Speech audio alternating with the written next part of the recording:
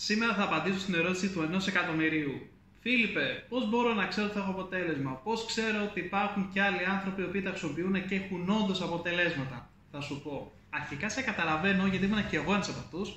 Δύσπιστος, αμφισβητούσα τα πάντα, ήμουν αντιρρησίας, δεν μου άρεσε τίποτα. Εντάξει. Λοιπόν, θα σου πω, υπάρχουν δύο πηγές που το δεις αυτό. Νούμερο 1, την ομαδική μας στο Telegram. Πλέον, όπως να το κάνουμε, η τεχνολογία έχει πει για τα καλά στη ζωή μας, οπότε για να κάνουμε τη ζωή μας πιο εύκολη γενικότερα, έχουμε τις ομαδικές μας στο Telegram για να ανεβάζουμε tips, συνταγές κλπ. Επίσης, ανεβαίνουν και αποτελέσματα. Όπως αυτά τα οποία βλέπεις γύρω μου, που εγώ δεν μπορώ να τα κοιτάξω γιατί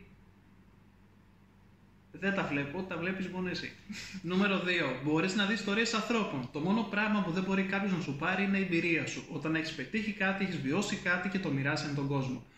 Όπως τα αποτέλεσματα τα οποία ανεβάζω στο προφίλ μου κατά καιρούς. Για παράδειγμα. Λοιπόν, έχασα σε 4 μήνες 12 κιλά σε περίοδο ειδινόπαυσης.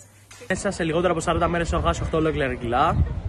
Έχω χάσει 10 κιλά και νιώθω καλύτερα από ποτέ. Έχω χάσει 22 κιλά, νιώθω υπέροχα. Τα 10 κιλά σε ένα μόλις μήνα.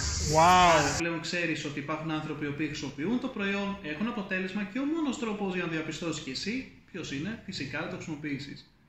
Εάν λοιπόν θέλεις και εσύ να έχεις το δικό σου αποτέλεσμα και να πετύχεις τα δικά σου αποτελέσματα, ακόμα και αν έχεις αμφιβολίες όπως είχα και εγώ στην αρχή και παρόλα αυτά να το πετύχεις, στείλε μου ένα μήνυμα, θα χαρώ πάρα πολύ να σε βοηθήσω.